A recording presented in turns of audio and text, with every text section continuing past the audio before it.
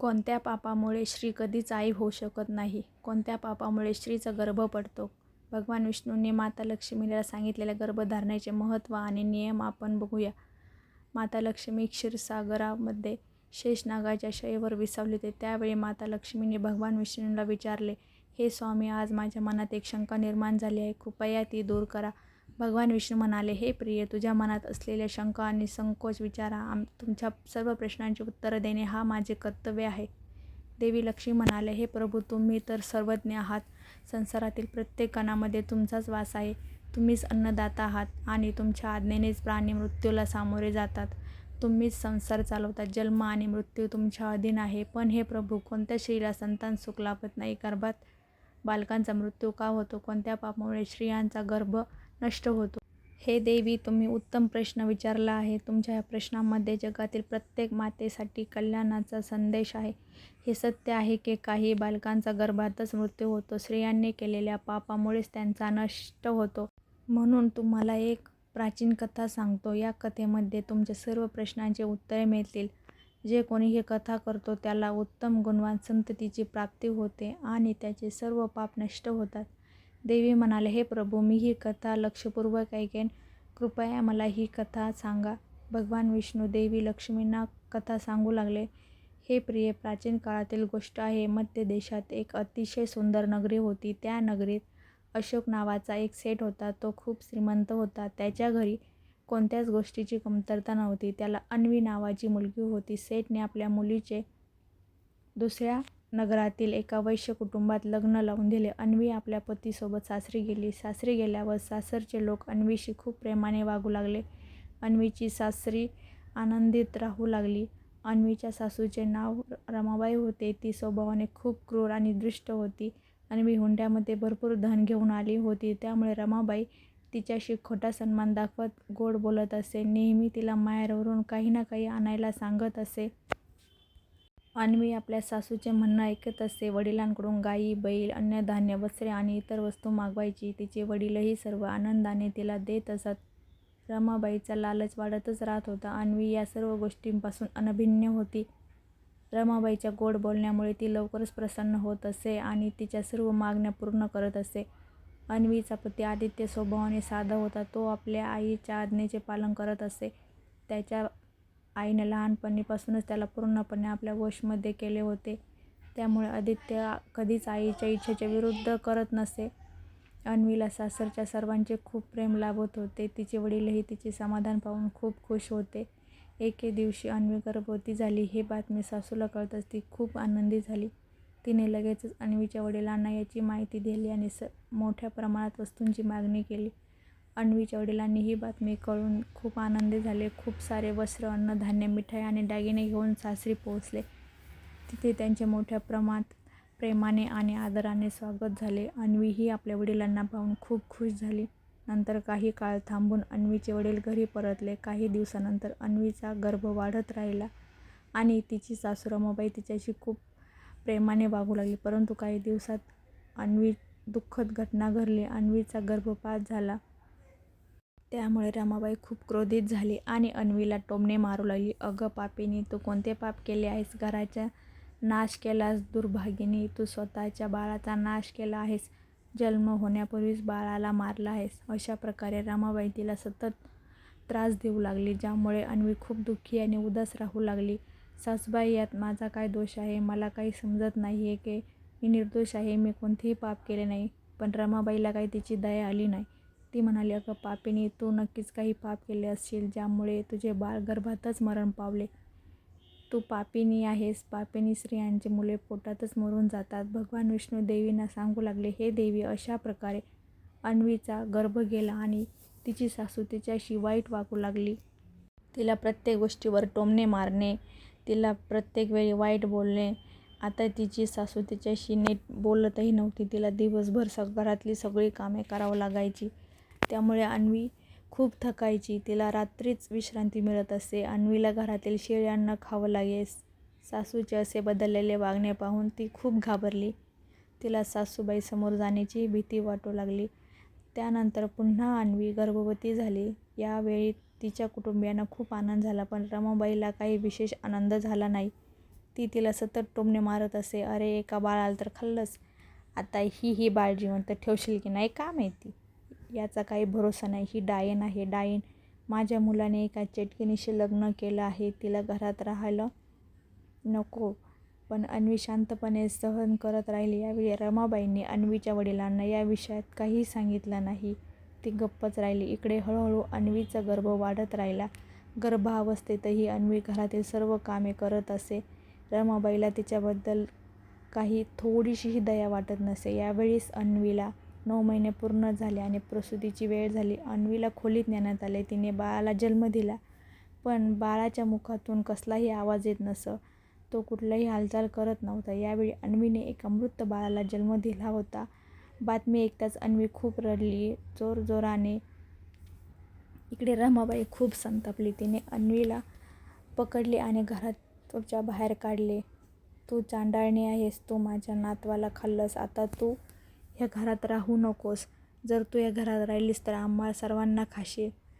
तू अशुभ स्त्री आहेस. तुझ्याशी लग्न करून माझ्या मुलाचे नशीब उद्ध्वस्त झाले. पापिणी आहेस. घरात एक क्षणही राहू नकोस. सासूबाई, आता मी कुठे जाऊ अशी रमा म्हणू लागली. माझ्यासाठी माझे पती सर्व काही आहेत. त्यांना सोडून मी कुठे जाऊ. कृपा करून मला घरातच ठेवा. मला घराच्या बाहेर काढू नका. मी जिवंत कशी राहील पतीशिवाय. रमाबाई म्हणाली, अगं पापिनी, जर तू जिवंत राहू शकत नाहीस तर कुठेतरी जाऊन मर, पण इथून जा. भगवान विष्णू देवींना सांगतात. हे देवी. अशा प्रकारे तिला तिरस्काराने घराबाहेर हकलण्यात आले. सासूने अन्वीला घराबाहेर काढले.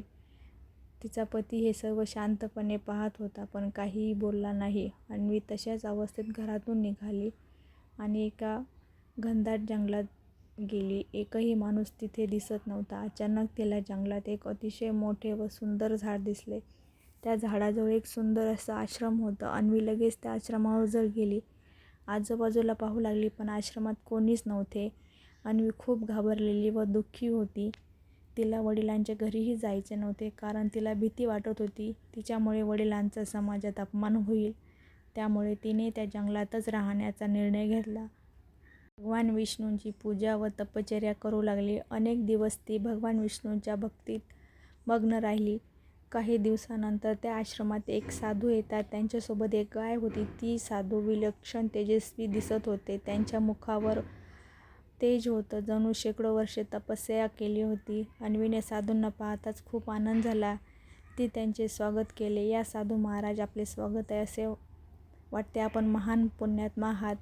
पुत्री, तू कोण आहेस आणि या वनात एकटी का आहेस? काही गोपनीय नसेल तर सांग. तुझे पती कुठे आहेत आणि तुझ्या दुःखाचे कारण काय आहे?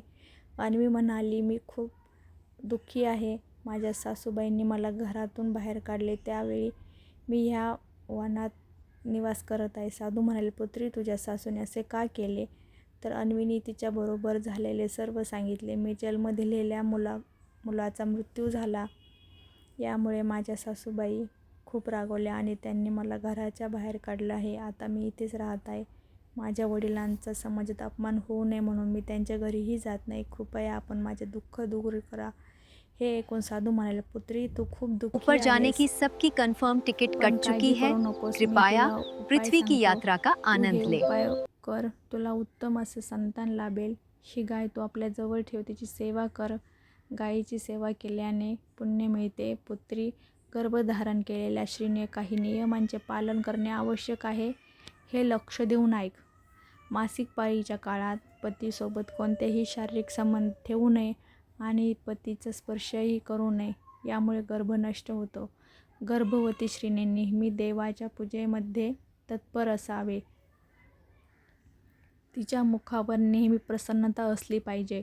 गर्भवती स्त्रीने कधीही दुःखी किंवा निराश राहू नये. तिने वाईट वागणाऱ्या स्त्रियांपासून दूर राहावे आणि त्यांच्याशी संवादही ठेवू नये. दुसऱ्यांचे अन्न खाऊ नये. अशी कोणतीही वस्तू पाहू नये ज्यामुळे मनात घृणा निर्माण होते. भीतीदायक आणि भयानक कथा ऐकू नये. साधूंनीच हे सांगितले आहे. गायीची सेवा करण्याचा सल्ला दिला. अन्वीने ह्या सल्ल्याचा स्वीकार केला. गर्भवती महिलेला भयंकर आणि भीतीदायक कथा कधीही ऐकू नये. तिने अत्यंत गरम अन्न देखील खाऊ नये. एका वेळचे जेवण पूर्णतः पचल्यानंतर दुसऱ्यांदा खावे. जी स्त्री या नियमांचे पालन करते तिला उत्तम संतान प्राप्त होते, पण जी स्त्री या नियमांचे पालन करत नाही तिचा गर्भ गळतो आणि गर्भधारणेचे योग नष्ट होतात. साधू महात्मा पुढे म्हणतात, पुत्र प्राप्तासाठी काही महत्त्वाचे नियम सांगणे. लक्षपूर्वक ऐक. मासिक पाळीच्या काळात 4 दिवस स्त्रीने पतीशी सहवास करू नये. चौथ्या दिवशी ती शुद्ध होते आणि 1 आठवड्यानंतर ती देवपूजेसाठी पात्र होते. स्त्री पुरुष जेव्हा सहवास करतात तेव्हा त्यांच्या मनात जशी भावना असेल तसा गर्भ होतो. महिलांचा रजोकाळ 16 रात्रींचा असतो. रात्री 14व्या दिवशी सहवास केल्यास गुणवान, भाग्यवान, धर्मपरायण, धनवान पुत्र प्राप्ती होते. रजोकाळाच्या 5व्या दिवशी स्त्रियांनी कडू, तिखट, गरम, गोड पदार्थ टाळावे. स्त्रीचे गर्भाशय म्हणजे औषध पात्र आहेत. पुरुषांचे वीर्य अमृतासारखे आहे. त्यामुळे सहवासाचे योग्य आहार घेणेही तेवढेच महत्त्वाचे आहे. हे मुनिवर, सध्या माझे पती माझ्यासोबत नाहीत. अशा परिस्थितीत मला पुत्रप्राप्ती कशी होईल? यावर साधू म्हणाले, पुत्री, तू या गायीची सेवा कर. तुझा पती स्वतः तुझ्याकडे येईल. हे बोलून महात्मा साधू अदृश्य झाले. तिने रोज गायीची सेवा करण्यास सुरुवात केली. सकाळी उठून गायीचा चारा घालणे, विष्णूची पूजा करणे हे अन्वीचे नित्यक्रम झाले. दुसरीकडे अन्वीच्या पतीला स्वप्नात भगवान विष्णू दर्शन देऊन पत्नीला शोधण्याचा संदेश देतात. जागे झाल्यावर तिचा पती जंगलात शोध घेऊ लागतो. अन्वीला आश्रमात पाहतो. त्याला खूप आनंद होतो. दोघेही साधूंच्या सांगितलेल्या नियमांचे पालन करतात. काही महिन्यांनी अन्वी गर्भवती होते आणि 9 महिन्यांनी तिला सुंदर पुत्र प्राप्ती होते. गायीची सेवा आणि साधूंचे आशीर्वाद हे शक्य झाले. या चमत्काराने अन्वी आणि तिचा पती आश्चर्यचकित होतात. घरी परतल्यानंतर सासू आपल्या मुलाला अन्वीसोबत आणि बाळाला पाहते तेव्हा ती खूप आनंदी होते. साधू, गाय आणि यांच्या आशीर्वादाने मिळालेल्या सुखाची सासूला विश्वास बसत नाही. ती दुसऱ्या दिवशी गुपचूप जंगलात जाते आणि साधूंची वाट पाहते. तिच्या मनात लालसा असते की आपण साधूकडून एखादी अमूल्य वस्तू मागू.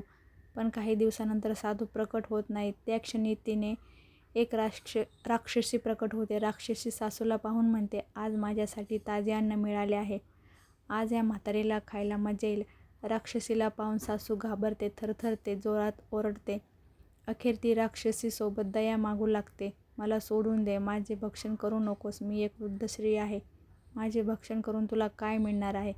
हे दुष्ट स्त्री, वृद्ध असो किंवा तरुण, मी माझा भक्षण करते. ज्याला विधात्याने माझ्यासाठी निवडलं आहे, आज ईश्वराने तुला माझ्या भक्षणासाठी निवडलं आहे. म्हणून मी तुला खात्रीने खाणार. तू नक्कीच महापाप केलेले आहेस. दुसऱ्यांवर खोटे आरोप लावलेले आहेस. यामुळे तुझी ही दुर्दशा झाली आहे. हे ऐकून अन्वीला आपण केलेला त्रास सासूला आठवतो. तिच्या सुनार फार वाईट वागणूक दिलेली तिला आठवते. आता उशीर झालेला आहे. अन्वीची सासू काही बोलण्याआधीच राक्षसी तिला उचलते आणि मोठ्याने हसते. तिचे भक्षण करते. राक्षसी तिला चावून टाकते. पापांचं बळ भोगावं लागतं. म्हणूनच कधीही निर्दोष व्यक्तीला त्रास देऊ नये किंवा त्यांच्यावर खोटे आरोप लावू नये. इकडे अन्वी आपल्या सासूची वाट पाहत होती. अन्वी आपल्या पतीच्या आईला शोधण्यास सांगते. अन्वीचा पती आईला शोधण्यासाठी जंगलात जातो, पण त्याला आई काही सापडत नाही. तो दुःखी मनाने घरी परततो. त्याला एका व्यक्तीमार्फत समजते की त्या जंगलात एका राक्षसी वास्तव आहे. तिने अन्वीच्या सासूचा जीव घेतला आहे. लालसेमुळे अन्वीची सासू राक्षसी भक्ष बनते. मुलासह सुखाचे जीवन व्यतीत करण्यापेक्षा ती जंगलात जाते.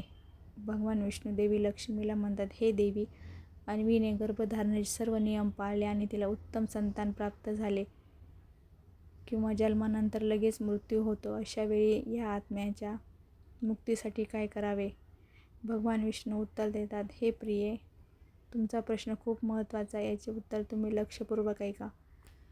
गर्भपात किंवा गर्भात मृत्यू. जर स्त्रीचा गर्भपात होतो, गर्भात बाळाचा मृत्यू होतो, तर जितक्या महिन्याचा गर्भ आहे तितक्याच दिवसात सुतक पाळावे. अशा बाळासाठी श्राद्ध किंवा इतर विधी करू नये. जन्मानंतर मृत्यू तर त्या बाळाच्या मुक्तीसाठी इतर बालकांना दूध किंवा भोजन द्यावे. 5 वर्षापूर्वी मृत्यू झालेल्या बाळांचा जर मुग्ने विधीनंतर 5 वर्षापूर्वी बाळाचा मृत्यू झाला तर त्याचा दाह संस्कार करून त्यांच्यासाठी दूध आणि अन्नदान करावे. जर 5 वर्षानंतर बाळाचा मृत्यू झाला तर त्याच्या दाह संस्कारानंतर त्याच्यासाठी मातीच्या पात्रात पाणी भरून किंवा खिरीचे दान करावे.